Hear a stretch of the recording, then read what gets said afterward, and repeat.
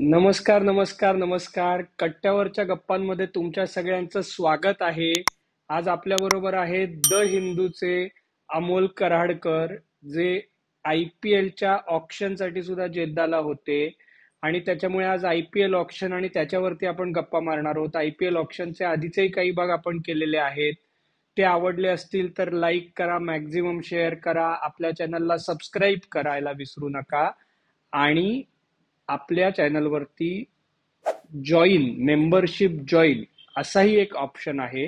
तोही नक्की एक्सप्लोर करा. नक्की तो काय प्रकार आहे, इंटरेस्टिंग प्रकार आहे. फेसबुकलाही आहे, युट्यूबलाही आहे. तोही नक्की बघा. आत्ता मात्र आपण सुरुवात करतोय एपिसोडची, अर्थातच IPL ऑक्शन. अमोल, कसा होता जेद्दाचा अनुभव?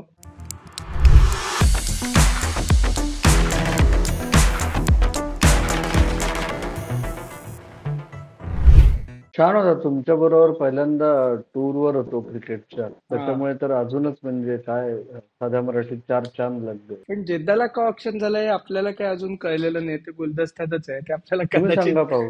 पुढे जाऊन कळेल. तिकडे काहीतरी मिनी IPL किंवा IPLच्या काही मॅचेस तिकडे जातील तेव्हा कदाचित आपल्याला त्याचा शोध लागेल. पण तेही जेद्दाला जाईल असं वाटत नाही. तेही रियादलाच होईल असं वाटतंय. पण जर झालं तर जेद्दाला, झालं तर जेद्दाच्या जेद्दाला. जेद्दाच्या आउटस्कर्ट्सवर Saudi Saudi Arabia cricket federation मोठ्या स्टेडियमचं काम सुरू होत आहे. ते 2025 साली पूर्ण होणं अपेक्षित आहे. अच्छा, ओके. म्हणजे झालं तर जेद्दाच आणि म्हणूनच ऑप्शन पण जेद्दा. इंटरेस्टिंग आहे. तर बघूया कसं काय होतंय. आपल्याला कळेलच लवकरच. कारण आणि सौदीने ठरवलं असेल तर ते 4 महिन्यातही स्टेडियम बांधतील. त्यांना सहज शक्य आहे. त्याच्यामुळे बघायला मजा येईल जर का गोष्टी पुढे गेल्या तर. पण आता आपण IPL ऑप्शन वरती येऊया. तुला सगळ्यात समतोल संघ कोणता वाटला? मला माहिती आहे तुझ्या मनात काय आहे की मी कुठलं नाव घ्यावं. तर अर्थात मुंबई इंडियन्स कागदावर तरी समतोल वाटतोय. ओके. पण आणि राजस्थान रॉयल्स संघ चांगला आहे. RCBचा संघ समतोल वाटतोय. गुजरात टायटन्सचा संघ समतोल वाटतोय. सनरायझर्स हैदराबादच्या संघात मला तरी काही त्रुटी वाटत नाहीये. पण तरी झुकतं माप मी पंजाब किंग्सला देईन. कारण सर्वात कमी रिटेन्शन घेऊन जवळजवळ सर्व मूठ नव्याने बांधायचे ठरवूनही त्यांचा एक हुकमी एक्का गेला फक्त. बाकी त्यांचे जवळजवळ सगळे हुकमी एक्के त्यांनी आणले. एक हुकमी एक्का गेला जॉस बटलर. तरीही आता जर तुम्ही संघाकडे बघितलं, त्यांचे पहिल्या 12 मध्ये 4 प्लेयर्स त्यांना हवे होते, त्यातले 3 मिळाले. ओके. त्याच्यामुळे जॉस बटलर नसल्याने तोटा होणार आहे. पण विकेट किपर बॅटर कोण फर्स्ट चॉईस मध्ये हा त्यांचा प्रश्न कधीच नव्हता. तो त्यांच्या रिटेन प्लेयर्स पैकी ऑप्शन होता. त्याच्यामुळे राईट, त्यांच्या दृष्टीने त्यांच्याकडे सगळे बेसेस कव्हर्ड आहेत. त्यांच्याकडे जुनं टॅलेंट त्यांना जे हवं होतं ते त्यांनी RTMने डायरेक्ट बीड करूनही ठेवलंय. हरप्रीत ब्रार घ्या की जो शोर शॉट 11 मध्ये होता त्यांचा. त्यांचे बॅकअप स्ट्रॉंग आहे. त्यांचा ओव्हरसीज लाईनअप खूप स्ट्रॉंग आहे. एक ग्लेन मॅक्सवेल सोडला तर. पण आजच्या ग्लेन घडीला मॅक्सवेलला का त्यांनी घेतलं असेल? म्हणजे स्वस्तात त्याला म्हणून घेऊन टाकायचं, हे लॉजिक काय बरोबर आहे का? खात्री नाही माझी त्यांना खरंच हवा होता का. तुला काही वेगळं माहिती असेल तर माहिती नाही. तुझे तिकडचे सूत्र काय सांगतायत तुला. तर पण मला असं वाटतंय की ती रिकी पॉन्टिंगचा मी इंटरव्ह्यू केला ऑप्शन नंतर काहीच मिनिटांमध्ये. तेव्हा तो तेच म्हणला की दुसऱ्या दिवशी सकाळ आमच्यासाठी एवढी चांगली गेली की आम्हाला वाटत होता सुरुवातीला, दुसऱ्या दिवशी सुरुवातीला, की आम्ही 20 किंवा फार फार तर 21 प्लेयर्स घेऊ शकू. कारण काय जी पर्स अवेलेबल होती आणि जे एस्टिमेटेड बजेट होतं प्रत्येक मेन प्लेअरसाठी, म्हणजे मार्को यांचं उदाहरणार्थ, की जो त्यांच्या अपेक्षेपेक्षा खूप स्वस्तात मिळाला. हरप्रीत ब्रार खूप स्वस्तात मिळाला. हे रिकी पॉन्टिंगनी सांगितलेलं सांगतोय मी. तो इंटरव्ह्यू स्पोर्ट्सस्टारच्या युट्यूब चॅनलवर ऑलरेडी आहे आणि द हिंदूच्या वेबसाईटवर लवकरच टेक्स्टमध्ये पब्लिश होईल. तर त्याच्यात तो म्हणला की ती पहिली सकाळ इतकी चांगली गेली आमची की आम्ही अख्खे 25 करू शकतो. त्यामुळे काही लोक आम्ही या वर्षी करता बॅकअप्स केलेत, काही मुलं पुढच्या वर्षी तयार असतील. त्यामुळे ते खरंच 3 वर्षाचा विचार करतायत. जे पंजाब किंग्सच्या बाबतीत होतं ना, याच्या आधी दिसलेलं नाहीये आपल्याला, ते आता झालेलं तरी दिसतंय. ते वर्कआउट होईल की नाही वेगळा मुद्दा. पण आता तरी माझ्या दृष्टीने पंजाब किंग्ज ची ऑप्शन म्हणजे ही ऑप्शन त्यांच्यासाठी, रादर ही ऑप्शन त्यांच्यासाठी असं आपण म्हणत होतो.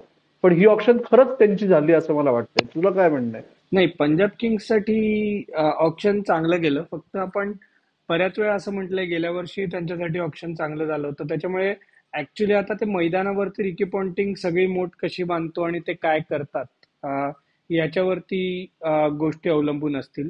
पण यावेळी म्हणजे जी एक खूप जास्ती चर्चेतली टीम असते, ज्यांच्याकडे सगळ्यात अनुभवी खेळाडू अख्ख्या IPL मधला अनकॅप म्हणून आहे, त्या चेन्नई सुपर किंग्स बद्दल तुझं काय म्हणणं आहे? म्हणजे त्यांच्याकडे त्यांनी ऑक्शन मध्ये त्यांना रचिन रवींद्र आणि कॉन्वे तर एकदमच स्वस्तात मिळाले अपेक्षेपेक्षा, पर्टिक्युलरली रचिन रवींद्र.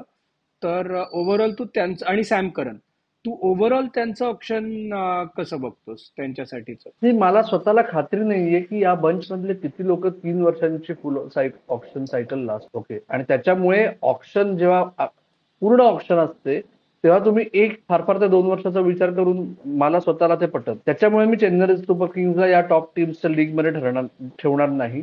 कारण ते त्यांनी ऑलरेडी धोनी आहे, जाडेजा आहे, अश्विन ऍड झाला यावेळी. आणि हे हो. जर तुमचे मेन 11 मधले असतील तर ते किती दिवस लास्ट करतील नाही खात्री, मला तरी खात्री नाही.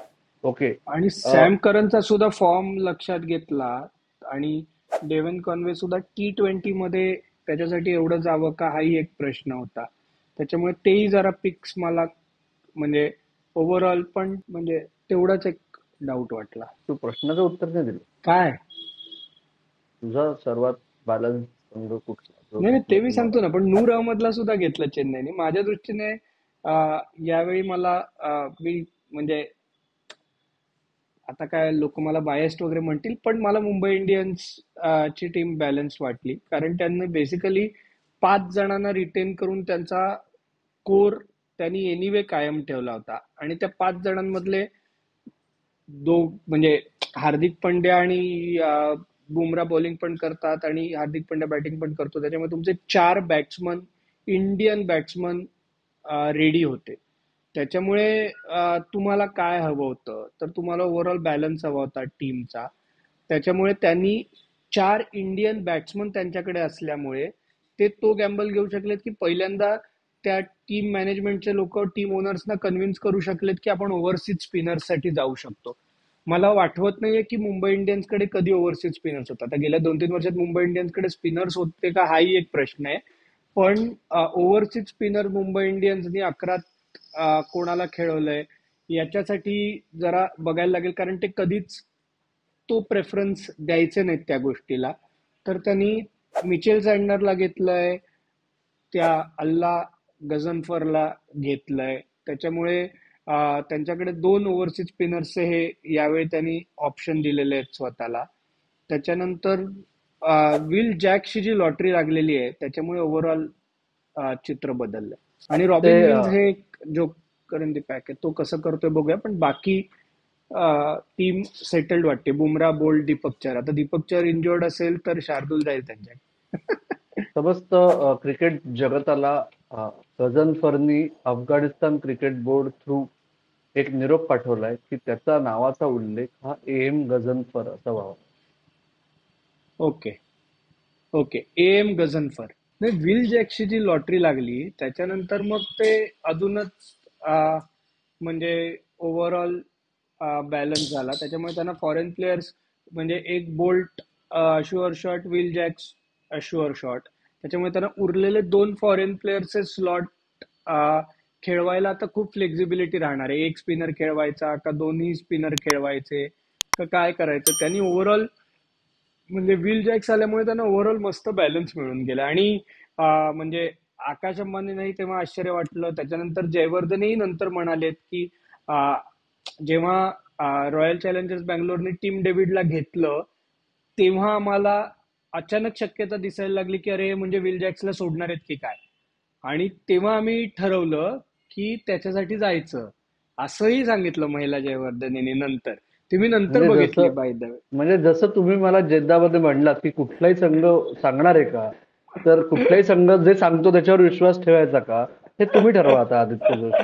का तुमच्या कन्व्हिनियन्स नुसार तुम्ही ठेवणार? नाही ते मी जस्ट ते काय म्हणाले याची तुम्हाला माहिती देतो. त्याच्यामुळे एनिवे, पण माझ्या दृष्टीने मुंबई इंडियन्स आता तरी या सगळ्या ऍक्विजिशन्समुळे कागदावरती मला स्ट्रॉंग वाटतोय. पण केकेआरचं काय वाटतं? म्हणजे जी आपण तू विल जॅकची जशी मुंबई इंडियन्स बद्दल म्हणतोय ना, तसं मला ना एक गंमत वाटतेय आणि मला असं जेन्युअनली वाटतंय. अर्थात ते आपल्याला आता कोणीच परत सांगणार नाही की क्विंटन डिकॉक त्यांना प्रॉपर चिकटला. त्यांना म्हणजे ते भाव वाढवण्यासाठी आले होते. फक्त 3,40,40,00,000ला क्विंटन डिकॉक केकेआर कडे आला आणि त्याला कोणीच बीड केलं नाही. आणि हे मला स्ट्रॉंगली का वाटतंय, कारण एकतर त्यावेळी त्यांच्याकडे पर्स नव्हते आणि दुसरी गोष्ट, क्विंटन डिकॉक आल्यानंतर त्यांनी गुरबाजला घेतलं 2 कोटीला. म्हणजे त्यांनी 2 ओव्हरसीज विकेट किपर्स घेतले.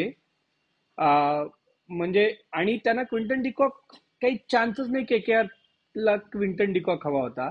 त्याच्यामुळे ती एक तिकडे ऑप्शनच्या वेळी गडबड झाली असं मला वाटतं. पण एनिवे, बाकी केकेआरचा बॅलन्स कसा वाटतं? की क्विंटन डिकॉक चिकटला मान्य आहे मला, पण ती एकच संघ नव्हता की ज्याला नको असलेला प्लेअर चिकटला. प्रत्येक संघात एक तरी खेळाडू आहे की जो त्यांच्या पहिल्या 3 मध्ये नव्हता त्या स्लॉटसाठी, पण तो त्यांना चिकटलेला असणार. आणि ही ऑप्शनची गंमत आहे का ड्रॉबॅक आहे, हे आता आपण ज्याचा त्याचा प्रश्न आहे. तुम्हाला काय वाटतं असं आपण आपल्या प्रेक्षकांना आणि लिस्नर्सना विचारू शकतो कदाचित. पण ओव्हरऑल केकेआरनी खूप क्लिअर सिम्पल स्ट्रॅटेजी अवलंबली. आम्हाला मागच्या वर्षीचे शक्य तेवढे प्लेयर्स रिटेन करायचे आणि मग आम्ही वेळ पडली तर इतरांकडे बघू. एवढं सिम्पल लॉजिक होतं त्यांचं आणि ते त्यांच्यासाठी चाललं असं मला वाटतंय. फक्त मागच्या वर्षीचा फॉर्म्युला नवीन कर्णधारा बरोबर चालू शकेल का, हा फक्त मुद्दा आहे आता. आणि नवीन मेंटॉर, नवीन मेंटर कोण? रादर हेड कोच कोण आहे, काय आहे त्यांचं, ते बेन ब्रावोचं काय आहे डेझिग्नेशन, जे काय आहे ते. म्हणून त्याचं डेझिग्नेशन माहित नाही, कारण तो ऑप्शन मध्ये होताच पूर्ण वेळ. चेक करून सांगू शकतो. कारण चंद्रकांत पंडित एक दिवस येणार होते पण ते आलेच नाहीत ना. हो, कारण आपल्याला एमपीची मॅच दिसले नाहीत. होती ना. एमपीची हो. मॅच होती ना. त्याच्यामुळे केकेआर, आता मला सांग, जीटीचं तू म्हणालास की तुला बॅलन्स वाटतं, आणि जीटी म्हणजे आशिष नेहरा आणि काय विक्रम सोळंकी एकदम. हा मेंटॉरच आहे बोल. बरं का. मेंटरच आहे ना. हा, तर ते स्टुडिओज पद्धतीने येतात. त्यांनी ग्लेन फिलिप्सला पण शेवटच्या याच्यात तो अनसोल्ड गेला होता तेव्हा उचलला. ग्लेन फिलिप्स ते त्याचं पण तसंच झालं होतं की तो उशिरा आला आणि मग 2 कोटी बेस प्राइजला कसं घ्यायचं म्हणून तो इनिशियली अनसोल्ड गेला, पण मग नंतर जीटीनी त्याला घेतलं. आणि आपण आधीच्या पण एपिसोडमध्ये बोललो होतो, बटलर कदाचित त्यांना महाग आला, पण ग्लेन फिलिप्स बेस प्राइजला आल्यामुळे त्यांचं ते बऱ्यापैकी कदाचित कॉम्पन्सेट झालं असेल. आणि रबाडा रबाडा त्यांना हवाच होता असं ओव्हरऑल दिसत होतं. म्हणजे त्यांनी शामी आणि रबाडा सरळ स्वॉप केलेले दिसतात. अर्थात त्यांच्याकडे सिराज पण आलाय, पण त्यांनी रबाडाला एवढी मोठी बोली वाटली तुला हे वर? हो, जस्टिफाईड होतं. मागच्या वेळेसची चूक त्यांनी यावेळेस सुधारली. मागच्या वेळेस ते थांबले होते 9 कोटीला. हो. यावेळेस ते हो. म्हणले आम्हाला हवा. आणि त्याच्यामुळे हे बघ ना, ते म्हणजे रबाडा, सिराज, प्रसिद्ध लिथल हो. आहे ना, 3 पेसर. हो. हो. आणि Gerald Coetzee as a backup जर वेळ पडल्यास, फॉर्म किंवा कॉम्बिनेशनचा प्रश्न आला तर मग अजून काय पाहिजे. बरोबर. आणि त्यांनी इंटरेस्टिंग करीम जन्नतला पण घेतलाय, जो अफगाणिस्तानचाच आहे. त्याच्यामुळे त्यालाही घेतलेलं आहे. आता आपण अर्थात याच्यावरती येऊया. दिल्ली कॅपिटल स्टार्कचं म्हणजे खूप पॅकेज कमी झालं रे. 23,75,00,000वरून तो सरळ 11,12,00,000च्या रेंजमध्ये आला. अगदीच वाईट झालं. 24,75,00,000. सॉरी, 24,75,00,000. सॉरी, 24,75,00,000वरून 11,75,00,000 ना. पण दिल्ली कॅपिटल्सने अपेक्षेप्रमाणे जेएफएम साठी वापरलं राईट टू मॅच. आणि अक्षर पटेलच कॅप्टन होईल. हो, अक्षर पटेल कॅप्टन होईल असे आता तरी संकेत आहेत. स्पष्ट संकेत. हम्म. जेवढे महाराष्ट्राचा मुख्यमंत्री कोण आहे ते संकेत गेले काही दिवस मिळत आहेत, तेवढेच स्पष्ट संकेत. म्हणजे आपण हा एपिसोड रिलीज होईपर्यंत कदाचित महाराष्ट्राचा मुख्यमंत्री जाहीर झाला असेल ऑफिशियली. पण हम्म. तेवढेच स्पष्ट संकेत अक्षर पटेल दिल्ली कॅपिटल्सचा कर्णधार असणार आहे असे जेद्दापासून मिळतात, आता जेद्दाच्या आधीपासून मिळत आहेत. आणि ती किंमत कमी होणे, अ, हे मिनी ऑक्शन आणि फुल ऑक्शन याच्यात फार चर्चा करण्यात मला काही राम वाटत नाहीये त्याच्यात. कारण हो, पुन्हा एकदा ते तर. सांगतो की खेळाडूची किंमत ही ऑप्शनच्या मिळणाऱ्या किमतीशी सुसंगत असतेच असं नाही. अ, हे 18 वर्षात IPLच्या ऑप्शन्स पोळून पिऊन फक्त मी नाही, तू नाही, माझी खात्री आहे, जे खरे क्रिकेटचे किडे आहेत, जे कट्टेकरी आहेत, त्या सगळ्यांना खात्री आहे आता. बरोबर, बरोबर. आणि सनरायझर्स हैदराबादने सुद्धा मुंबईसारखंच केलं होतं. त्यांनी जेवढ्या जणांना रिटेन करता येणं शक्य होतं तेवढ्या जणांना त्या किमतीत बसवून रिटेन केलं होतं. अ, तर ते त्यांचे 6 प्लेयर्स एनिवे फिक्स्डच होते. पण बाकी त्यांना ऑप्शन कसं गेलं? आणि आपण बघितलं की डॅनियल विटोरी नटराजन गेला म्हणून अतिशय नाराज होता. पण त्याच्यामुळे त्यांनी जयदेव उनाडकटला ठेवून घेऊन परत ती कमी भरून काढण्याचा प्रयत्न केला. कमी म्हणजे कमी नाही, तो गेल्या वर्षी पण त्यांच्याकडे होताच, पण याही वर्षी तो त्यांना मिळाला. त्याचं तुला किती बरं वाटलं? मला एक समजत नाहीये, तुला जो एवढा रोष आहे सनरायझर्स हैदराबाद बद्दल, मुंबई इंडियन्स पहिल्या दिवशी गप्प बसले होते, त्याचं तू समर्थन करशील, आणि सनरायझर्स हैदराबाद दुसऱ्या दिवशी गप्प बसले होते म्हणजे त्यांचं चुकलं. हे काय मला समजत नाहीये तुझं लॉजिक. लॉजिक काही नाही, हे ना माझं अंडरस्टँडिंग आहे ना, इंटरप्रिटेशन आहे. Interpretation is open and it is subjective. माझं जेन्युअन आहे इंटरप्रिटेशन की IPLच्या टेबलवरती जेव्हा ओनर्स येतात आणि ते कितीही त्यांच्या मागे अनालिस्ट असले, काहीही असले, तरी ते अनालिस्ट सुद्धा बऱ्याच वेळा 1-2 बीड मध्ये वाहवत जातात आणि मग ती गडबड होते. तशी गडबड सनरायझर्स हैदराबादची पहिल्या दिवशी झाली, म्हणून त्यांना दुसऱ्या दिवशी गप्प बसायला लागलं. त्यांना दुसऱ्या दिवशी पूर्ण दिवस गप्प बसायचं नव्हतं. त्यांना हवे असलेल्यापैकी कमीत कमी 2 ते 3 प्लेयर दुसऱ्या दिवशी गेले, कारण त्यांनी पहिल्या दिवशी मूर्खपणा केला. हे कारण कोणी त्यांना मान्य पहिल्या करणार दिवशी नाही. हवे असलेले प्लेयर्स मिळाले. अरे बाबा, मूर्खपणा ते नाही म्हणत महाग याला. मिळाले, महाग मिळाले, पण ते महाग हवे होते ना. मिळाले. फर्स्ट चॉईस प्लेअर आहे ना तो. नाही, पण त्याच्यामुळे त्यांना ओव्हरऑल मागे नंतरच्या प्लेयर्स वरती लावायला काही पण किंमतच शिल्लक राहिली नाही. म्हणजे मी तुला तेच पाच सांगतोय, कोटी मुंबई पाच इंडियन्सची कोटी हा, बोल मुंबई बोल बोल. इंडियन्सचे 12 हे शेप व्हायला दुसऱ्या दिवशीचा पहिलं सेशन संपायची वेळ आली, मग दिसायला हम्म. लागले. सनरायझर्सचे पहिल्या दिवशी शेवटी जवळ रेडी होते, 12तला एक उरला होता. मी तुला तेच सांगतोय ना की हे ना, हे काय आहे ना, हे प्रत्येकाच्या इंटरप्रिटेशन वरती आणि पटण्यावरती आहे, विच इज ऍब्सोल्युटली ओके. मला अजूनही वाटतं की मी तुला सनरायझर हैदराबाद सांगतो ना, त्यांनी पहिल्या दिवशी घेतले ना, सनरायझर्स हैदराबादनी तुला सांगतो ना, पहिल्या दिवशी त्यांनी हे बघ, त्यांना नंतर दुसऱ्या दिवशी काय करायला लागलं, कंपल्सरी सचिन बेबी 30 लाखाला घ्यायला लागला, अनिकेत वर्मा 30 लाखाला घ्यायला लागला म्हणजे हे एनिवे 30 लाखालाच जाणार होते, पण त्यांना काहीही दुसऱ्या दिवशी कोणावरती पैसे टाकता आले नाहीत. कारण त्यांनी पहिल्या दिवशी, हे बघ, तो इंग्लंडचा ऑलराऊंडर, त्याचं प्रोनाऊन्सिएशन मला माहित नाही काय, ब्रेंडन, तो बेस प्राइसला घ्यायला लागला. ओके, हे सगळे दुसऱ्या दिवशी आलेत. कारण पहिल्या दिवशी हर्षल पटेलला 8 कोटी, सिमरजित सिंगला 1.5 कोटी, मोहम्मद हम्म, शमीला 10 कोटी, ऍडम जंपाची बीड मला अजूनही समजलेली नाहीये, 2,40,00,000. ओके. हम्म. ऍडम जंपा IPL मध्ये बऱ्याच वेळा खेळतही नाही, पहिल्या 12 मध्येही नसतो. बऱ्याच वेळा इंटरनॅशनल मध्ये तो काय करतो हा विषय वेगळा आहे. त्याच्यासाठी पहिल्या दिवशीच्या बीडमध्ये 2,40,00,000 टाकणं आणि राहुल चहर तुमच्याकडे असणं, या सगळ्या गोष्टींनी तुमचा ओव्हरऑल, तुम्ही पहिल्या दिवशी हेवी गेल्यामुळे तुमच्या बॅलन्सची ऐशी की तैशी झाली. पण आता हे मी तुला तेच सांगतो नाही, असं मला वाटतंय, माझं इंटरप्रिटेशन आहे, काय सगळ्यात मान्य करतील असं नाही. That is fair enough. म्हणजे सनरायझर्सचे पहिल्या दिवशी प्रेफर्ड प्लेयर्स आले, ही त्यांची चूक झाली. मुंबई इंडियन्सचे सो कॉल्ड प्रेफर्ड, कारण काय, दोघांची पर्स आयडेंटिकल होती. याच्यात याच्यात मुंबई इंडियन्सचा दोघांची विषय पर्स की 45 कोटी रुपये उरली मला होती. मला असं वाटलं असतं की मुंबई इंडियन्सच्या बाबतीतही गडबड झाली, तर मी तसं सांगितलं असतं. ओके. म्हणजे आणि मुंबई इंडियन्सनी पण आधी गडबड केलेली आहे मागच्या वेळेच्या मेगा ऑप्शन मध्ये. ते ईशान किशन आणि जोफ्रा आर्चरसाठी का थांबले, त्यांनी बोल्टला का जाऊन दिलं, क्विंटन डिकॉकला का जाऊन दिलं, आणि बऱ्याच चांगल्या प्लेयर्सना का जाऊन दिलं. दे मिस्ड अप लास्ट ऑप्शन. आणि यावेळी आपल्याला, म्हणजे जर का तुला आठवत असेल तर आपल्याला, आपण आकाशामध्ये नाही विचारलं की थांबणं किती अवघड होतं दुसऱ्या दिवशीपर्यंत, ते थांबले ना. ते थांबले, त्याच्यामुळे त्यांना. आणि एसआरएच, माझं म्हणणंच नाही की एसआरएचने सगळ्यांसाठी थांबायला हवं होतं. कुठल्या तरी प्लेअरसाठी 2-2.5 कोटी, त्यांच्याकडे 7 ते 8 कोटी असते ना दुसऱ्या दिवशी, तर त्यांना हवे असलेले अजून 2 प्लेअर मिळाले असते. परत पण मी तेच ठीक आहे, म्हणतोय, चलताय.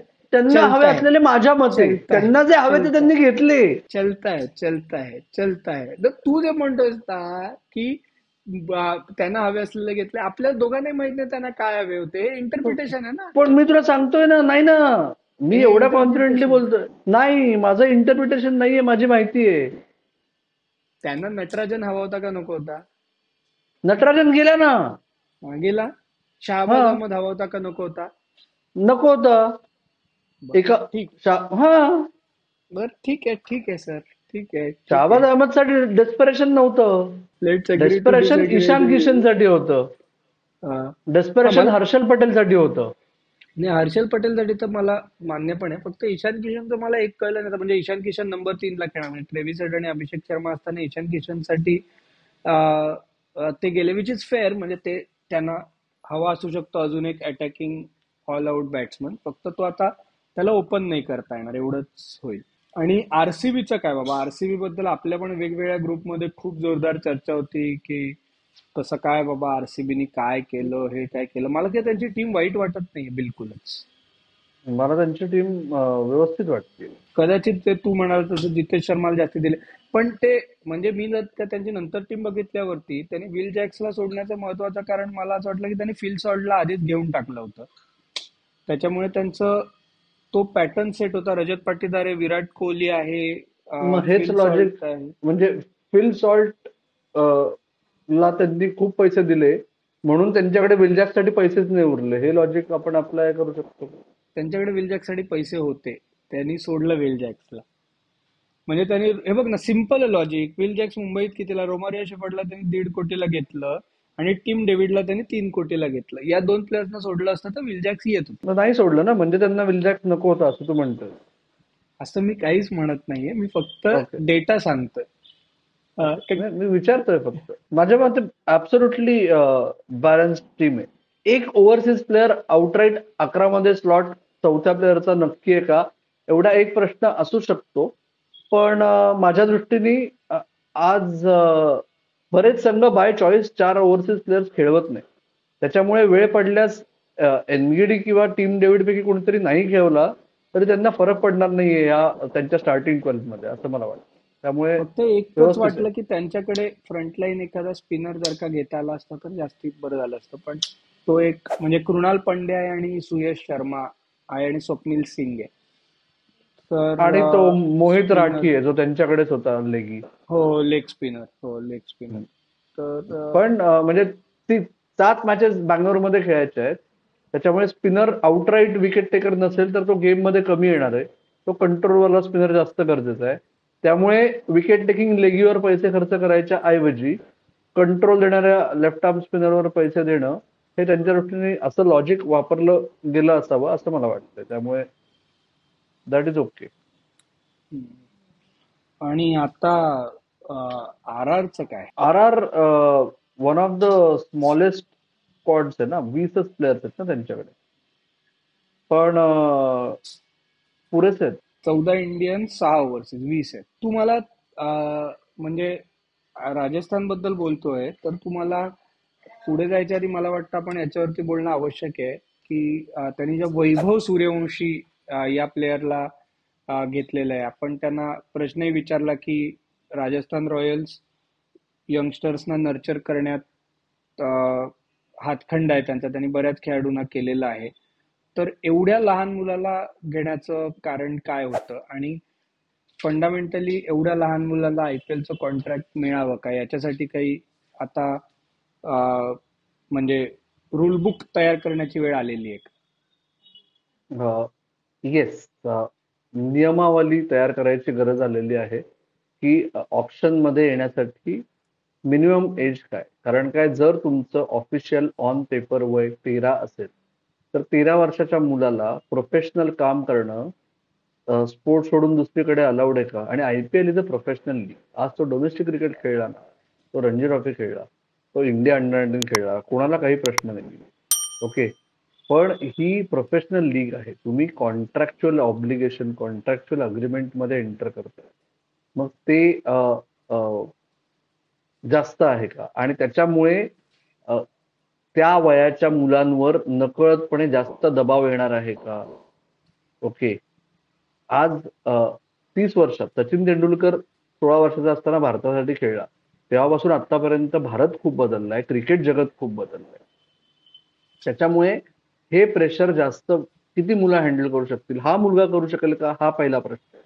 पण त्याच्यामुळे जे हजार वैभव सूर्यवंशी कमीत कमी लगेच रेडी आहेत असं जे भारतात चित्र उभं केलं जातं, त्या 1000 लोकांपैकी किती जण ते प्रेशर झेलू शकतील?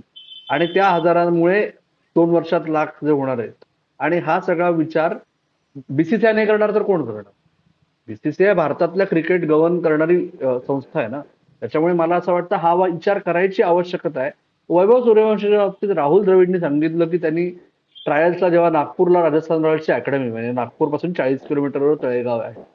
जसं पुण्यापासून 35 किलोमीटरवर आहे, तसंच नागपूरपासून 40 किलोमीटरवर आहे, जिकडे राजस्थान रॉयल्सची सुंदर अकॅडमी, जिकडे पडीक असतात रायन पराग आणि यशस्वी जयस्वाल वर्षभर. तर तिकडे त्यांनी ट्रायल्सला बोलवल्यानंतर पहिले 3 बॉल्स त्यांनी 6 मारल्या. त्याच्यामुळे प्रश्न संपला, असं राहुल द्रविडचं म्हणणं होतं. तर मुलाच्या टॅलेंटबद्दल वाद नाहीये. त्याने अंडर 19 आत्ता खेळताना, त्याचं ऑफिशियल वय काहीही असो, त्याने अंडर 19 खेळताना भारतासाठी ऑस्ट्रेलिया अंडर 19 विरुद्ध शतक केलेलं आहे रेड बॉलमध्ये. त्याच्यामुळे त्याच्या टॅलेंटबद्दल काहीच शंका घेण्याला वाव नाहीये. वयाच्या बाबतीत जर कोणी म्हणलं पण खरं वय काय आहे, कोणाला माहितीये, तर IPL ही सिनियर एज ग्रुप मधली स्पर्धा आहे. त्यामुळे IPL साठी तोही मुद्दा उरत नाही. हा जो तात्विक मुद्दा आहे की 13 वर्ष ऑफिशियल वय असताना त्याला लिलावात येऊन द्यायचं का, तर या मुद्द्यावर विचार करायची गरज आहे असं मला वाटतंय. प्रोफेशनल आणि फिनान्शियल या बॅकग्राऊंडच्या दृष्टीने आदित्य जोशी तुम्ही जास्त बोलू शकता, तर तुमचं मत आहे ऐकायला जास्त आवडेल. नाही नाही, अ, प्रश्नच नाही हे म्हणजे अ, म्हणजे अडनिड वय आहे. म्हणजे फॉरेनमध्ये बऱ्याच इंडिव्हिज्युअल स्पोर्ट्समध्ये आपण कुठल्या वयात तो खेळाडू प्रो होतो आणि त्याच्यानंतर तो पैसे कमावून आपली अ, म्हणजे त्याच्यावरती अवलंबून राहतो. पण आपल्या इकडे आपली संख्या आणि आपल्या सगळ्या गोष्टी लक्षात घेतल्या तर याला नियमावली अत्यंत आवश्यक आहे असं वाटतं. म्हणूनच IPLच्या सुरुवातीला सुद्धा अमोल तुला आठवत असेल तर अंडर 19च्या खेळाडूंना सुद्धा ऑप्शन मध्ये आणायचे नाहीत, ते ड्राफ्ट सिस्टीम मधनं अलॉट करायचे. पण मग नंतर ओपन मार्केट म्हणून ते त्यांनाही ऑप्शन मध्ये टाकलं. तर कुठेतरी एजचा क्रायटेरिया येणं अत्यंत आवश्यक वाटतंय. येस. आणि आता सहमत. एकच टीम आपली राहिली, लखनौ सुपर जायंट्स, ज्यांनी सगळ्यात महागडा खेळाडू घेतला IPLच्या इतिहासातला. पण मला सगळ्यात मजा आली तर ऑप्शन मध्ये संजीव गोयंकांचं वेगवेगळे हावभाव आणि त्यांचे एखाद्या खेळाडू बद्दल आवडणं न आवडणं. म्हणजे बाकीच्या टीम्स RTM बद्दल विचारलं की अशा हर्डल मध्ये वगैरे जायच्या की आपल्याला हवाय का नकोय जरा ठरवूया, अनालिस्टला विचारूया. संजीव गोयंकानं विचारलं बाबा की एखाद्याला RTM करायचंय का, तर ते नाही नाही नाही, कोणाला विचारायचं नाही, मला हा नकोच आहे. आणि त्याच पद्धतीने त्यांना ऋषभ पंत हवा होता. लखनौचा गुजरात टायटन्स होईल की काय अशी मला राहून राहून शंका वाटते एकंदर.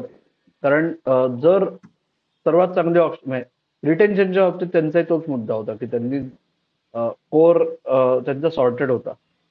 त्यांना कर्णधार हवा होता, जो कोण ते त्यांना नीट माहिती होतं, तो त्यांनी मिळवला. उद्या जर असं झालं की ऋषभ पंतच्या ऐवजी कोण कर्णधार, तर निकलस पुरन रेडी आहे हेही त्यांना माहिती. अ, मुद्दा असा आहे की 4 अपील झालं. मिचेल मार्श त्यांचा ओव्हरसीज ऑलराऊंडर मिळाला त्यांना मेन.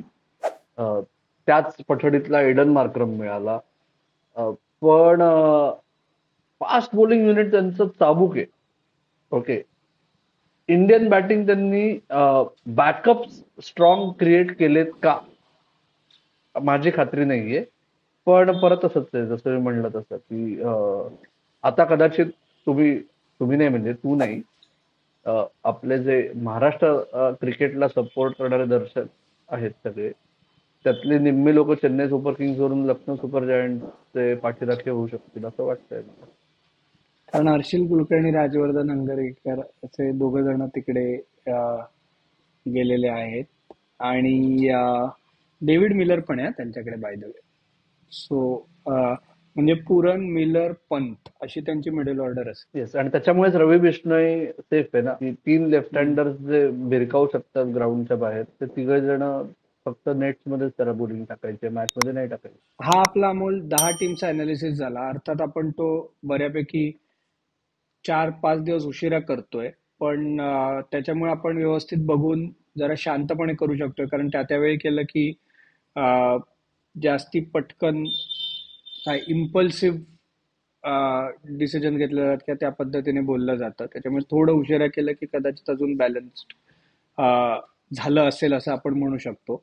पण ओव्हरऑल तुला या आयपीएल मधले हिट आणि मिसेस काय वाटले, आयपीएल ऑप्शन मधले?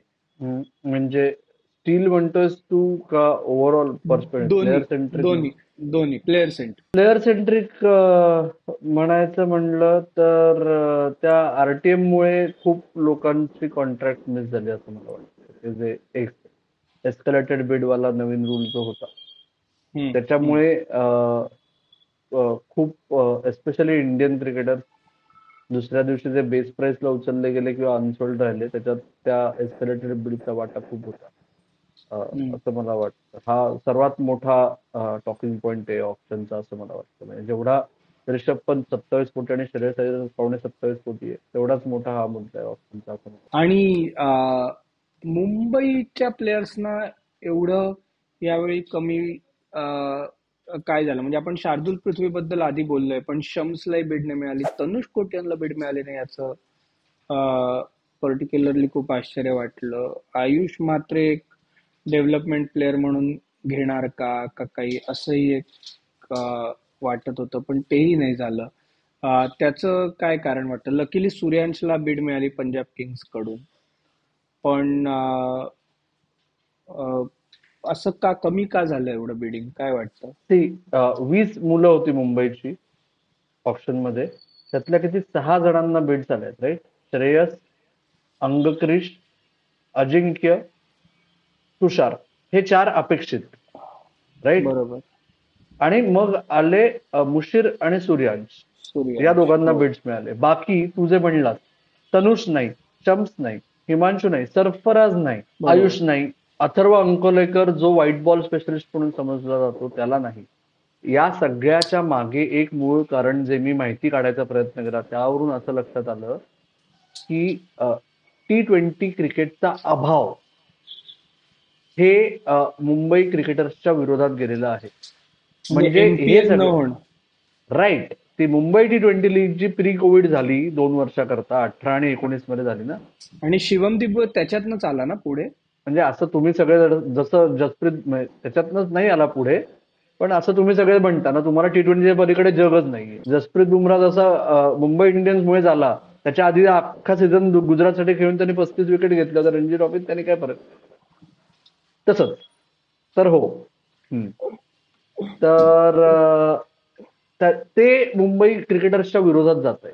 त्याच्यामुळे मुंबई क्रिकेट असोसिएशन संघटनेचे सर्व पदाधिकारी जे गेली 4 ते 5 वर्ष क्रिकेटच्या प्रचारासाठी आणि प्रसारासाठी झटत आहेत, वेगवेगळी डिस्पेन्सेशन आली, व्यक्ती बदलल्या, मुंबई T20 लीग होणार असं दरवर्षी प्रत्येक डिस्पेन्सेशन म्हणत राहिलं कोविड संपल्यापासून, अजून तरी ते प्रत्यक्षात उतरलेलं नाहीये. जर मुंबई क्रिकेटर्सना आयपीएल कॉन्ट्रॅक्ट हवे असतील तर ते सुरू करण्याशिवाय पर्याय नाही. कारण फक्त डी.वाय. पाटील लीग मध्ये खेळता येतं त्यांना, आणि नाहीतर डायरेक्ट ट्रायल्स, त्या बेसिसवर प्रत्यक्षात मॅच मध्ये काय करू शकतील हा जर फ्रँचायझीज बघू शकल्या नाहीत.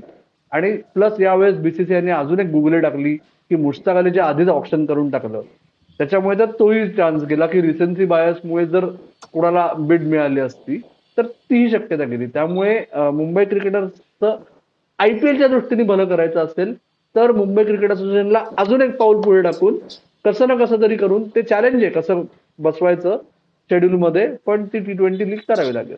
कारण महाराष्ट्र प्रीमियर लीग होतीये आणि त्याचाच ऍक्च्युली हर्षिनला सुद्धा फायदा झाला. तो गेल्याच्या गेल्या वर्षीच्या याचा तो अजून फायदा त्याला मिळतो त्या एका इनिंगचा सुद्धा. म्हणजे बेसिकली महाराष्ट्र प्रीमियर लीग म्हणजे डोमेस्टिक T20 लीग झाली तर फायदा होईल. युपीच्या मुलांना यावर्षी फायदा झाला. दिल्लीचा प्रियांश आर्याला फायदा झाला. दिल्ली प्रीमियर लीग पण यावर्षी पहिल्यांदाच झाली. त्याच्यामुळे तू म्हणतोयस तसं बरोबर आहे की अं, मुंबईला सुद्धा ती गोष्ट करणं आता अत्यंत आवश्यक झालेलं आहे. तर आपण आता हे सगळं अनालिसिस सांगितला. पुढच्या पासून आपण परत एकदा आपल्या नॉर्मल कट्ट्यावरच्या गप्पा पण आणूया गेस्टना बोलवून. आता IPL ऑप्शनचा माहोल होता, आपण तिकडे गेलो होतो, त्याच्यामुळे आपण असं ठरवून या शनिवारचा सुद्धा एपिसोड हा आपणच करायचा ठरवला. कारण IPL ऑप्शन बद्दल आपल्याला आपल्या वेगवेगळ्या कम्युनिटी ग्रुप्सवरती आणि आपलं बोलणं झालं होतं की आपण IPL ऑप्शनवरच्या अनालिसिसचा एक एपिसोड करावा, म्हणून केला. हा एपिसोड तुम्हाला कसा वाटला हे सांगा. बाकी तुम्हाला IPL ऑप्शनच्या रिलेटेड आत्ता काही गोष्टी बघायला आवडतील का IPLच्या जवळ बघायला आवडतील हेही आम्हाला सांगा. आत्ता मात्र आम्ही थांबतो. तुम्ही मात्र ऐकत राहा, बघत बघत राहा राहा. आणि आमची वाट. बस. धन्यवाद.